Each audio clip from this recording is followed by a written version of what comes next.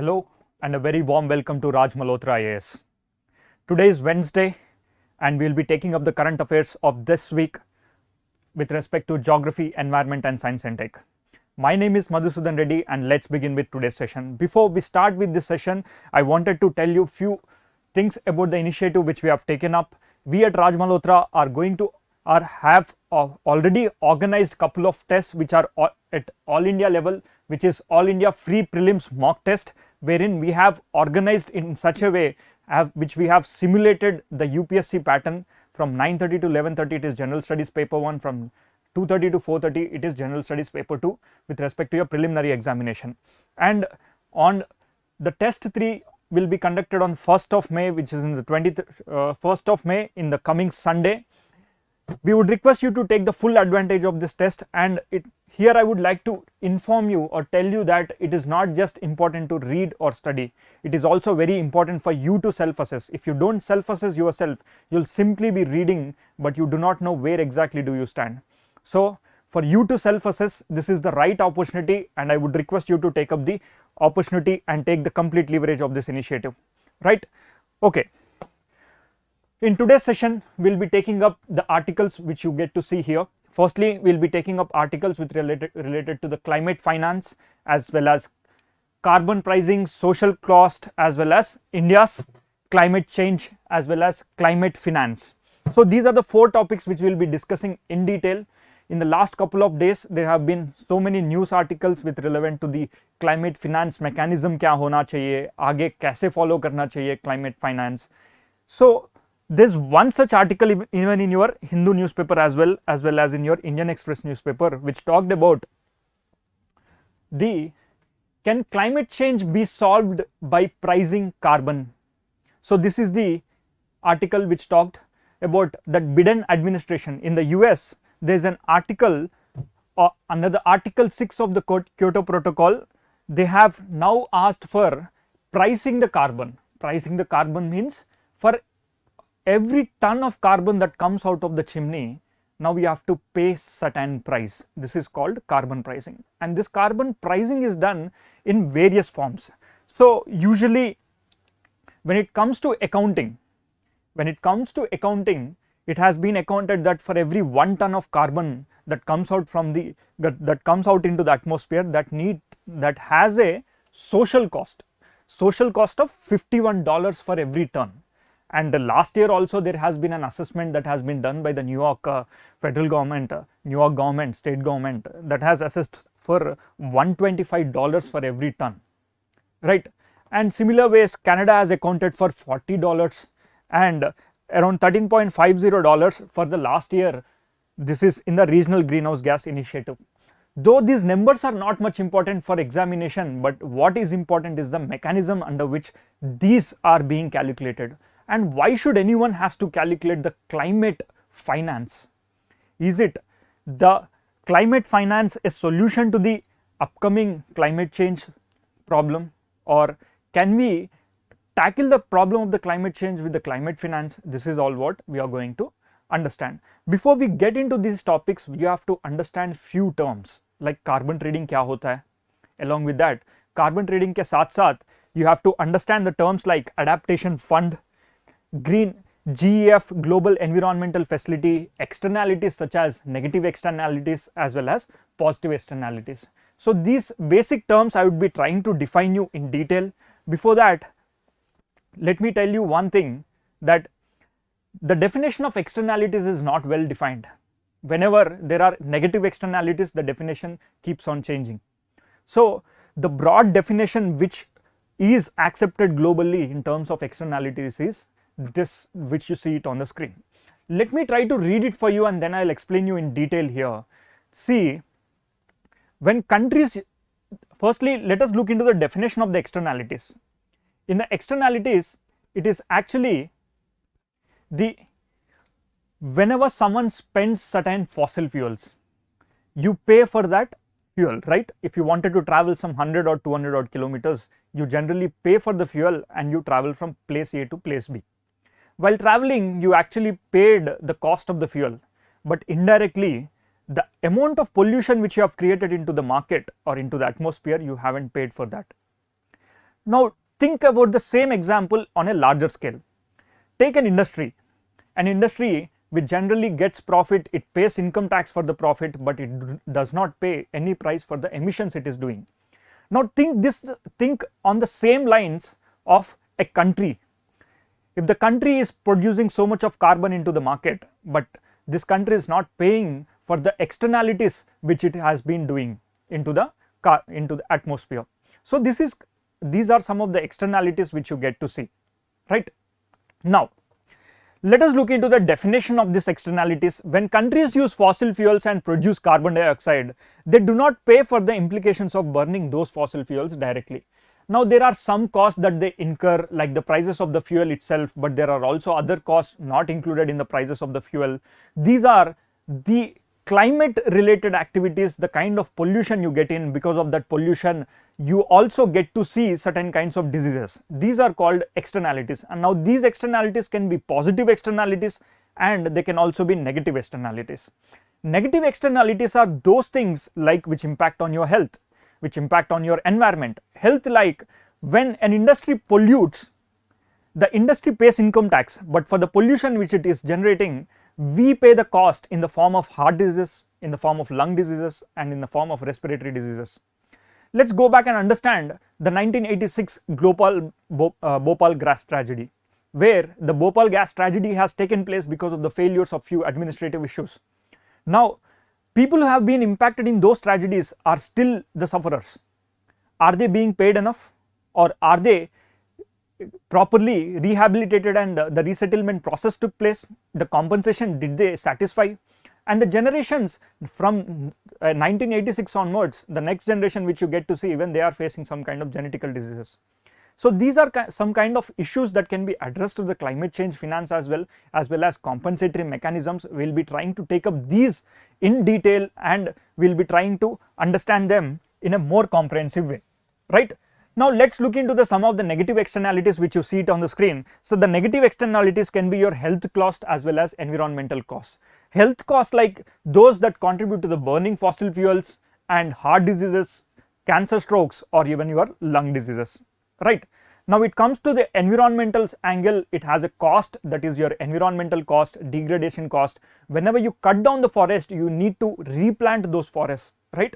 If the forest fire takes place, you have to regrow the forest. Even that need to be accounted into the financial mechanisms, right? These kind of things are dealt in the climate finance.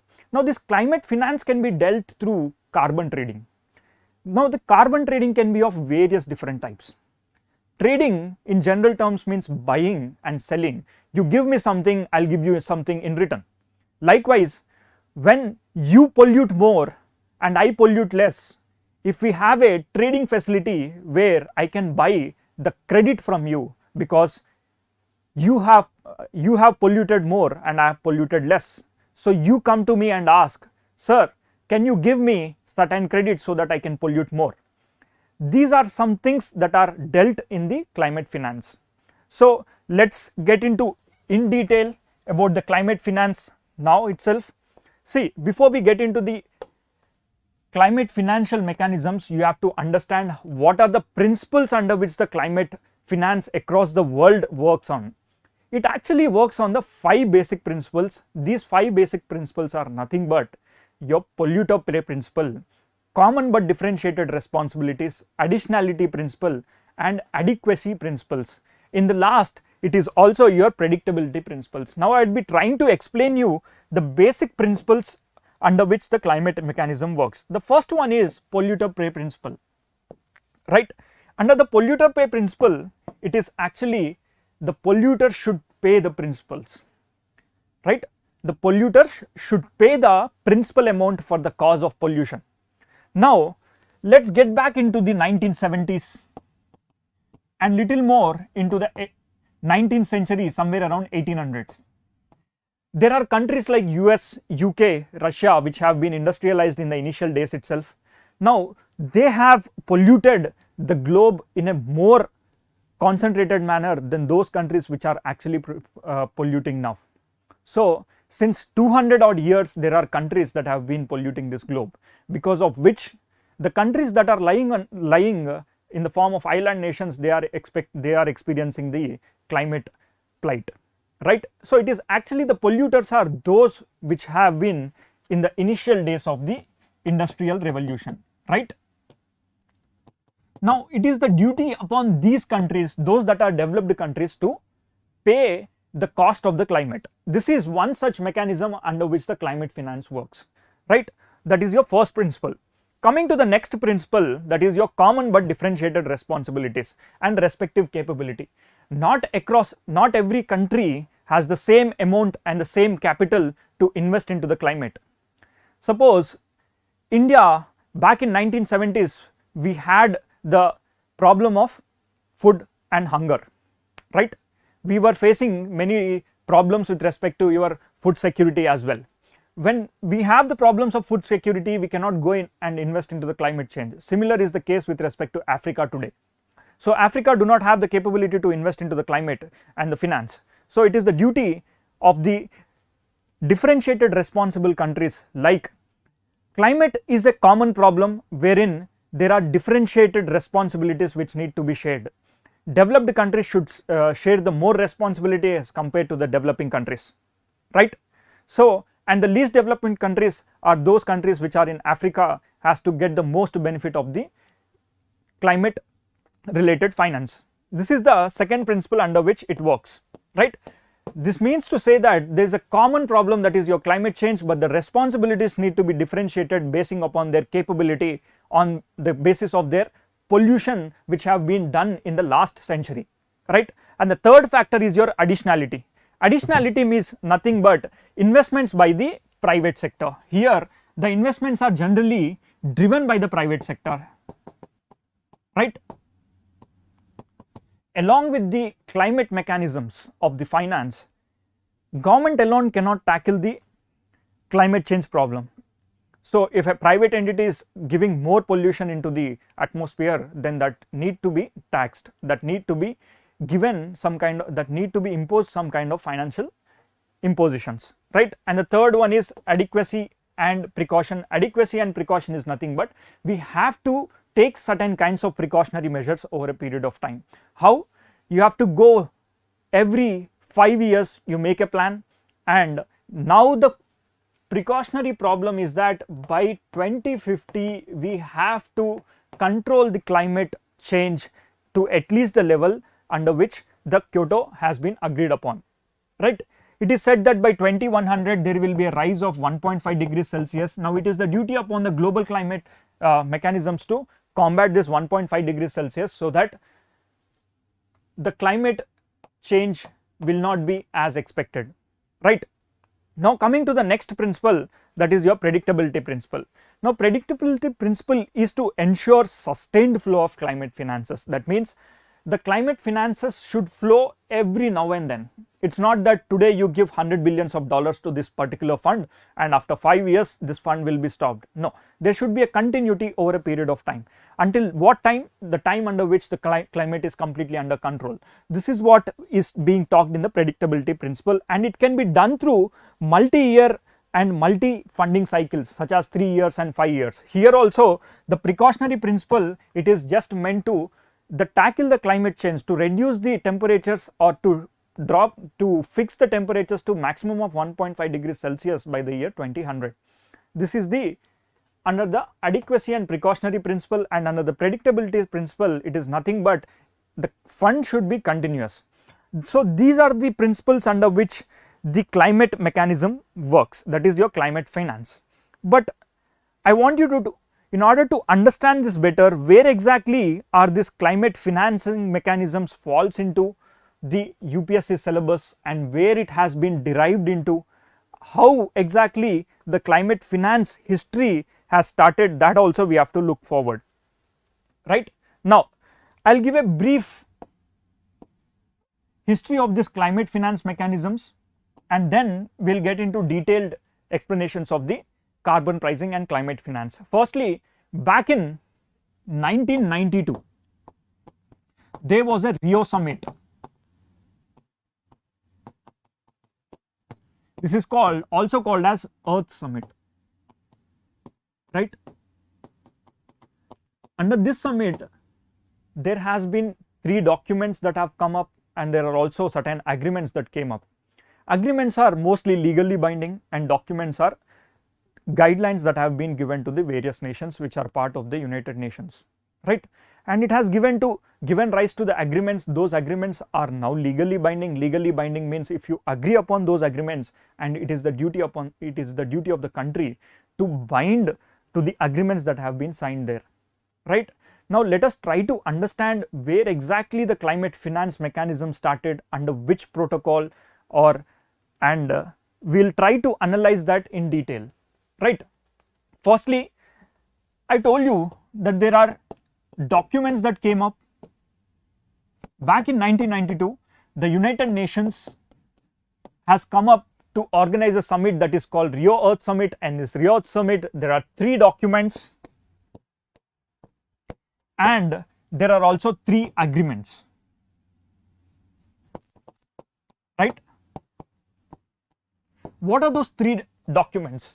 These 3 documents are nothing but Rio Declaration on Environment and Development. This is your Rio Declaration on Environment and Development.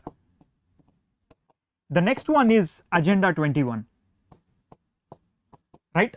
Agenda 21, and the third one is Forest Principles.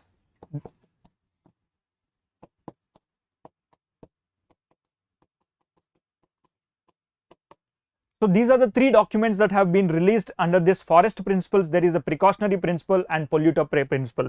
The principle which we have discussed now, that is Precautionary Principle,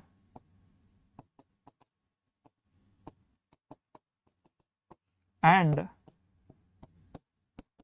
these Forest Principles. Precautionary principles are nothing but you take some kind of precautionary measures in order to cut down those forests, in order to cut down any kind of greenhouse gases. You have to prevent the forest degradation. That is your precautionary principle. And the next one is Polluter Principle,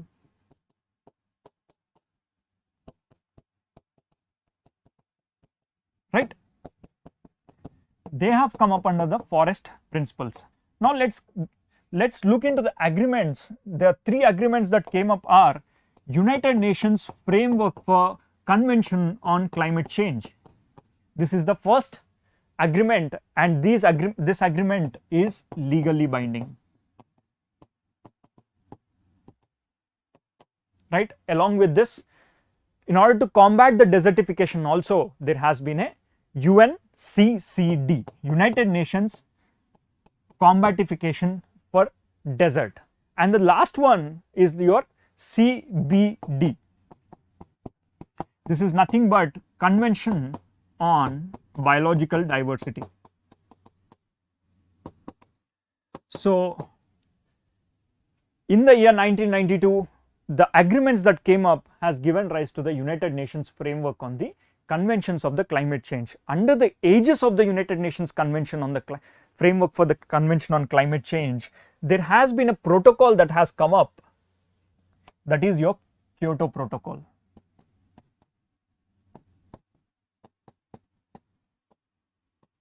Right? Kyoto is nothing but a city in Japan, and in this city they said that we should have a framework for combatification of the climate change. अगर जितने भी climate changes की related finance activities है, we have actually study under the program of UNFCCC, right? United Nations Framework for Convention on Climate Change. Under this, there is a protocol that is called Kyoto Protocol. Kyoto Protocol, when it came up, it has divided the entire world into annexures. That is Annexure 1 countries, Annexure 2 countries, and Annexure B countries. It said that this Kyoto Protocol said that it is a legally binding agreement. Along with that, it has set targets for the 37 industrialized countries, how much you have to emit. Beyond this, if you emit, you have to pay certain amount to the developing nations or least developed countries. So under this, the 37 countries are nothing but those that are industrialized countries. ये जो 37 है industrialized countries, these industrialized countries, there has been a cap on the emission targets which they have been put to, right? So if you emit more than these levels, you have to pay certain amount of money, that is called climate finance. Now this climate finance, there can be questions on your preliminary examinations. Under what ages? It is under the UNFCCC program, under the Kyoto Protocol also. There are also some domestic finance mechanisms. Those domestic finance mechanism also we will be discussing, right? So in the initial days, it is actually the US and Australia did not sign the Kyoto Protocol agreement. Even till date also, when Biden came back in 2017, sorry, when Trump came in the year 2017 and 2018, the agreements that have been signed under the Kyoto Protocol of the COP15, it is under the Paris Agreement, whatever they have contributed, whatever they have pledged for, that has been taken back. Now Biden government came in the United Nations, they are now in the adhering principles of the Kyoto Protocol as well as climate finance mechanisms. So let's get back and see our news article which we have read in the initial pages. See, can climate change be solved by the pricing carbon? The Biden administration social cost estimate is about $51, and meaning every ton of carbon dioxide speed from a power plant or a tailpipe today is projected to contribute to $51 in economic damages in the coming years. So this is the reason why your Biden government is actually calculating the pollution that has been emitted from the United Nations. Now they wanted to tax them, now they wanted to put a cap so that everything, any amount of carbon, excess amount of carbon that is coming, now they have to pay, right? These are some of the examples with respect to your carbon financing. Along with that, the global environmental facility and the clean development mechanisms have also been brought under your Kyoto Protocol, right? Global environmental facility, which is a facility to fund 5 organizations. I'll also discuss this. Along with this, there is a development mechanism, that is your clean development mechanism, that has also been brought in. A clean development mechanism kya hai, global environmental facility kya hai, we'll be discussing this in a couple of minutes. From now on, let's quickly get back to the carbon emission trading. पहले क्या होता है, ये trading क्या है, किस type की trading किया जाता है? See, countries with more emissions can actually purchase or the right to emit more. For example, the highest per capita country like US or the Qatar or Dubai, it is these countries, they emit more amount of carbon. If at all they wanted to emit more carbon from the present levels, they should actually buy credits from the non-emitters. Like for example, if you have Bhutan, Bhutan is a carbon negative country where they do not produce so much of carbon. In fact, it is a best country where you can live happily with respect to your happiness index. It tops the happiness index. Now, if this country wants to produce more carbon, then they have to go and develop some kind of projects in the Bhutan, or they have to go and develop some kind of funding projects in the Africa region where they can give solar power projects, or they can give construct the windmill projects, or they can have to give certain kind of funding activities to the governments. This is called the carbon trading. Now countries with lesser emissions can either give these rights or they can actually ask for the funding. So these are some things under which the carbon emission trading takes place. Now it is of various types. It can be taken place in majorly in 3 different types. The first one being the cap and trade scheme. The first one being the cap and trade scheme, and the second one, it is carbon taxing. Directly you tax the polluter, and the third one is your carbon offsetting scheme. Carbon offsetting scheme is nothing but tradable carbon scheme. You can trade on the carbon. It is on the primary markets, even in the secondary markets also. Primary is directly buy and sell. Secondary is nothing but on that you will be trading like your stock markets, right? Now firstly, let us try to understand the cap and trade scheme kya hota hai.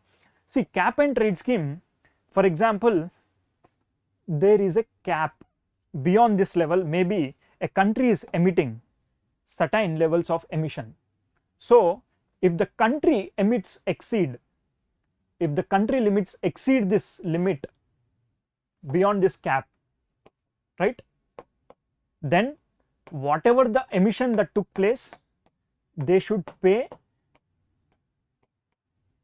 right?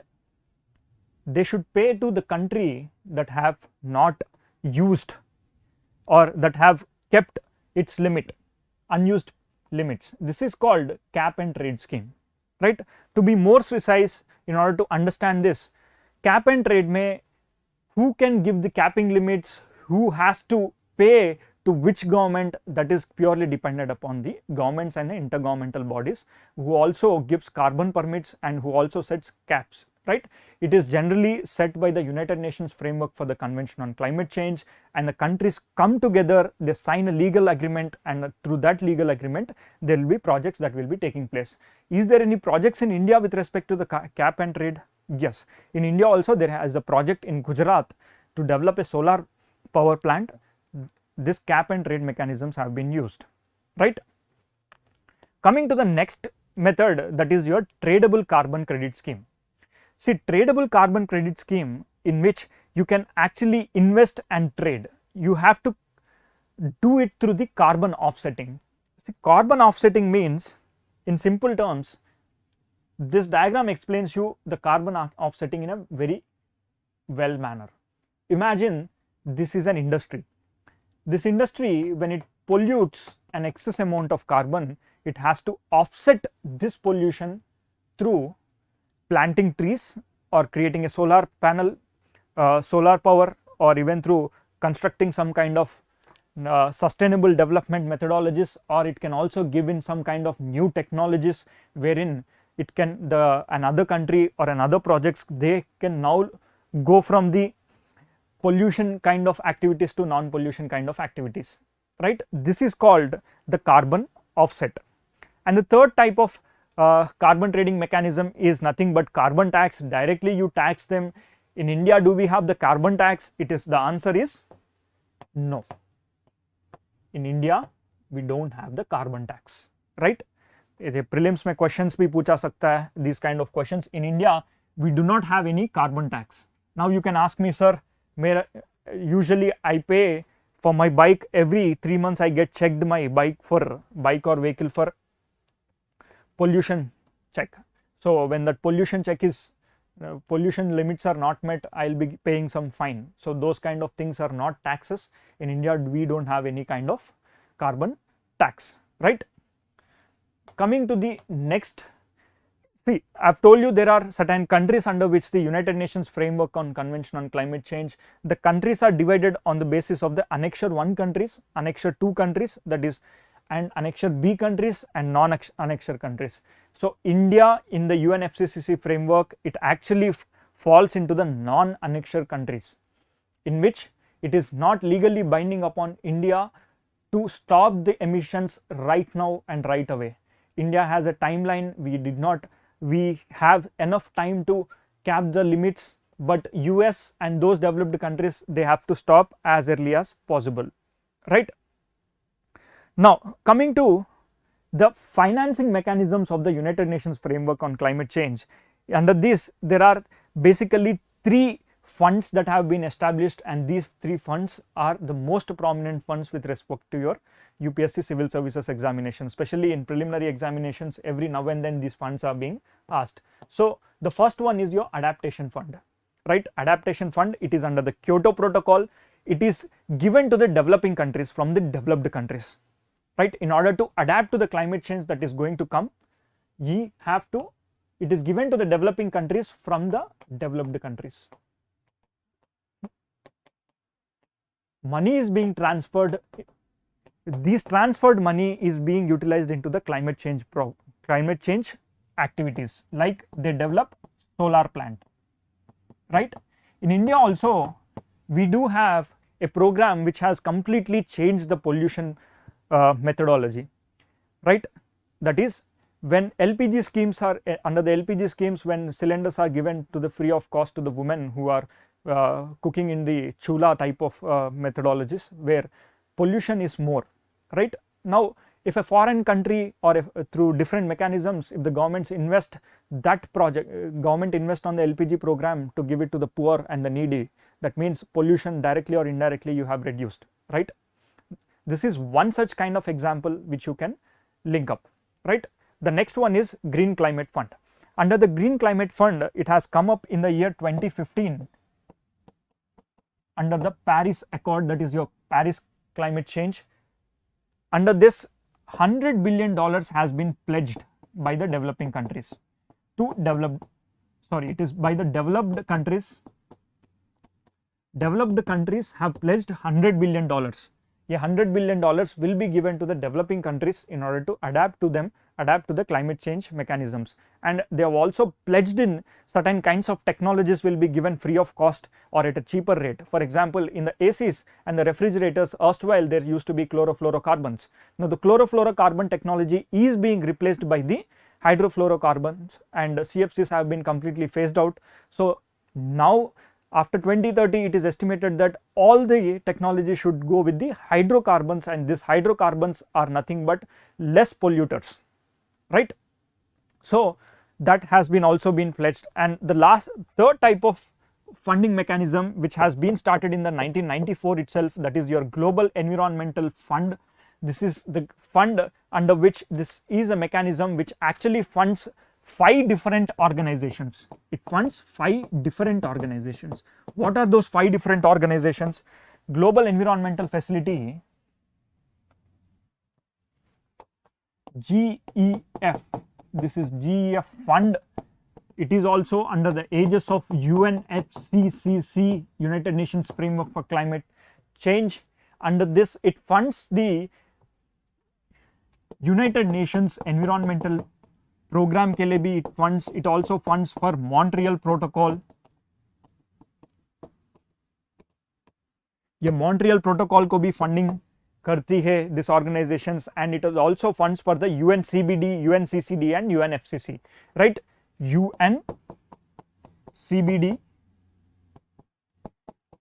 UNFCCC and okay. Right, I told you these 3 have been established under the Rio Summit, right? They have been established under the Rio Summit. These 3 agreements, UNEP and Montreal Protocol also, this particular organization gets funds. From where? It gets funds from the private agencies, right? It gets funds from the private agencies, and this financial returns by investments in clean and under climate change mechanisms, right? So GEF has 2 other funds. These 2 funds which I am going to discuss are the subsets of the Global Environmental Fund, that is your Special Climate Change Fund and the Least Development Countries Fund.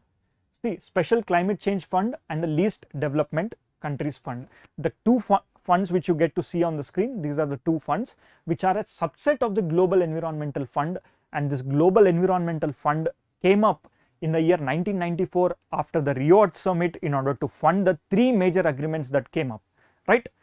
Along with this, it also funds the Montreal Protocol, UNCCD, UNCBD, UNFCCC, and it also funds the Minamata Convention, right? Okay. Now there are some other mechanisms under the United Nations Framework for Convention on Climate Change.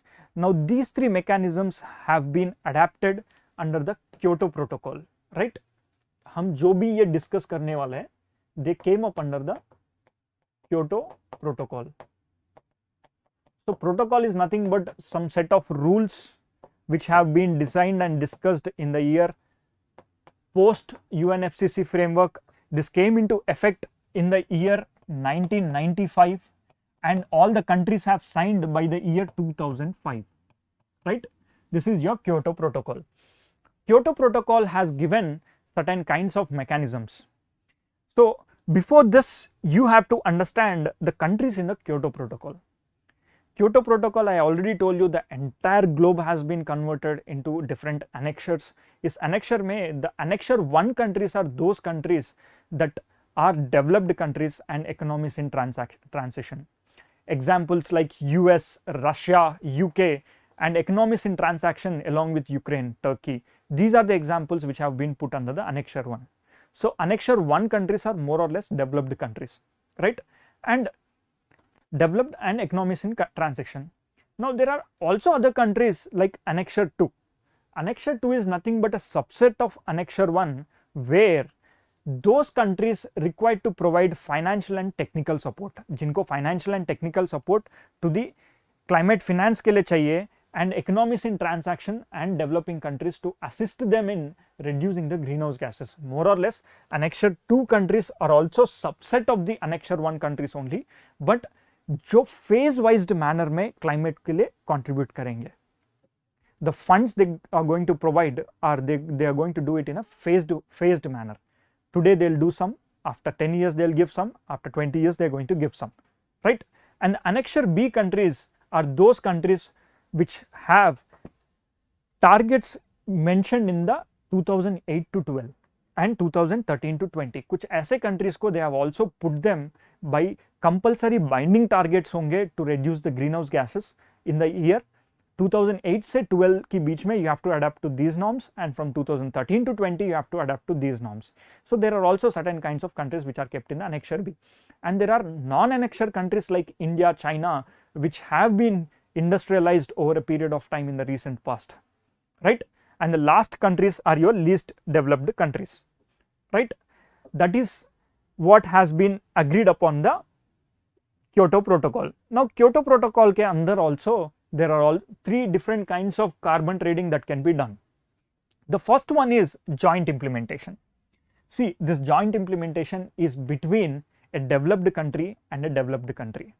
Two developed countries like United States of America wants to trade with carbon with respect to UK, then they go for joint implementation, wherein they'll give some carbon credits to this country, the country will give in return some kind of funding projects. They come and they do develop certain kinds of new projects with respect to clean energy. The second type of mechanism which we have understood under the Global Environmental Fund, Global Environmental Facility also, that is your CDM I have told you, that is your clean development mechanism. Clean development mechanism means you develop anything and everything with respect to clean technologies. Maybe you now start to develop a new project or scooters you are willing to develop with a new technology wherein it do not pollute, it runs completely on the battery, then you can use this type of mechanism. But this is a mechanism which involves a developed country and a developing country, right? Maybe United States of America wants to come and invest in India. It uses the methodology of clean development mechanism, right? And the third one is emission trading. Emission trading is a system to sell and buy the AAU units, that is assigned agreement or assigned amount units. Assigned amount units is every country will be assigned some units, these units can be traded, that is your emission trading, and it has been done between advanced country and an advanced country B only. So in this, both the joint implementation and the emission trading is generally done between developed country versus developed country, right? Only the clean development mechanism is meant for a developed country with a developing country, right? So for us, with respect to India, clean development mechanism is very much important, right? India also has been benefited under the clean development mechanisms. There has been projects in the Gujarat that have been set up, right? Now coming to the funding mechanisms with respect to India. India में funding कैसे चलेगा? India, how actually India manages. India went and gave the INDIC goals to the Paris Agreement back in 2015. INDIC goals are nothing but those goals India has pledged that I am going to target the pollution with respect to these many number of trees. We are going to grow these many number of trees or reduce the carbon footprint. So India also has its own mechanisms under which India came up with majorly three different types of funds, that is National Adaptation Fund for climate change, right? To meet the cost of adaptation to the climate change for the states and the union territories of India, particularly the vulnerable and the adverse effects of climate change जिनको meet किया जाए.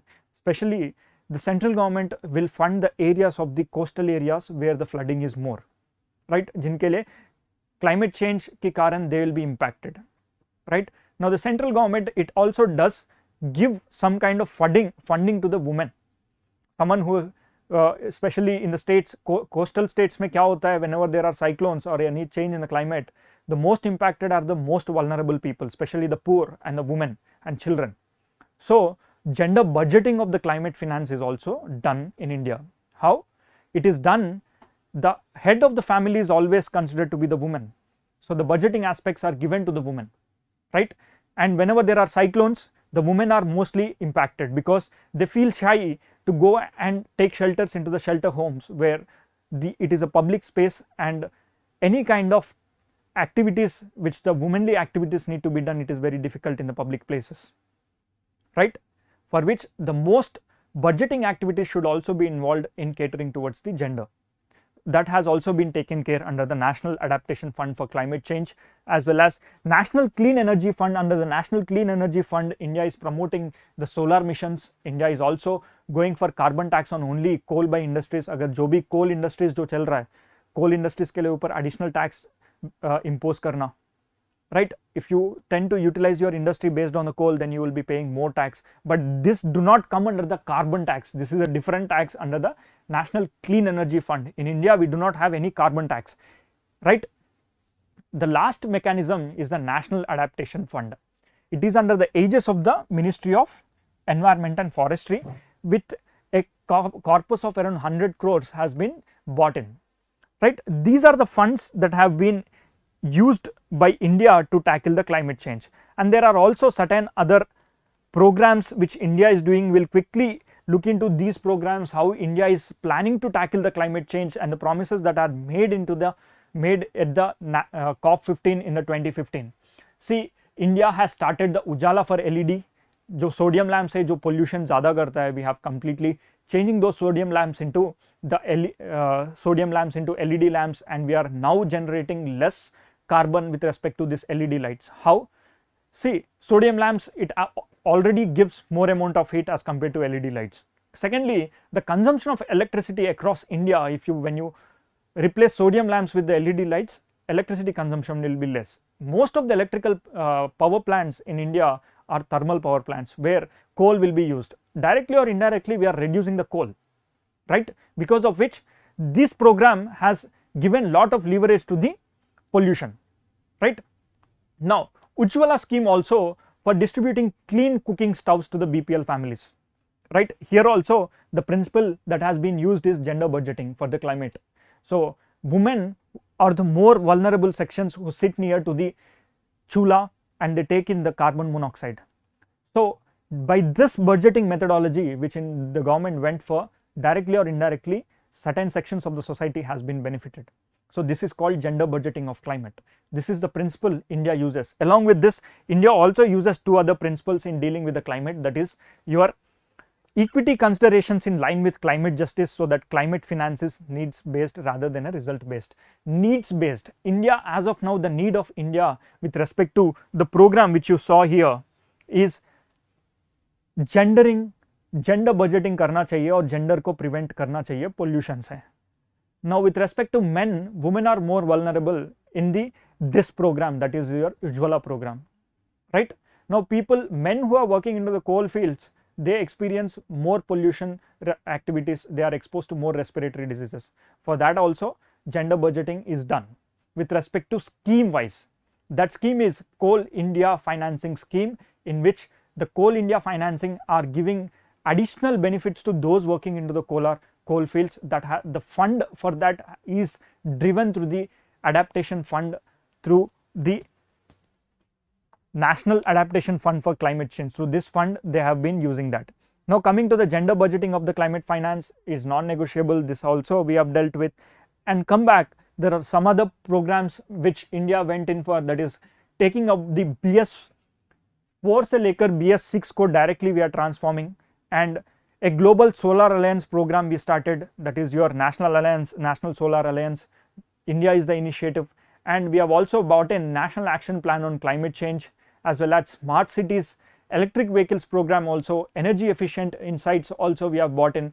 We have also pledged to create a carbon sink of $2.5 to $3 billion that you get to see here in the recent time, India also pledged for 500 gigawatts of electricity and reductions in the emissions intensity by 33 to 35% by 2030. This is what India pledged for.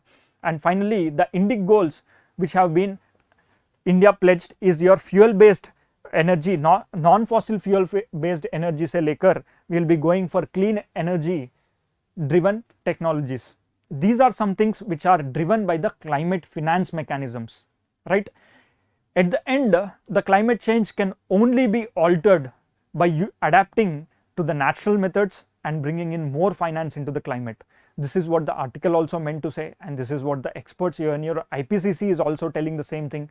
So the programs which you get to see here, more or less, this can be very much utilized for your mains answer writing, and there can be questions that can be directly asked in your preliminary examination. This is it with respect to the articles which we have brought in for today. So if you have liked this session, please press the like button, and if you think that we have added more value to your preparation, please bet that like button and subscribe.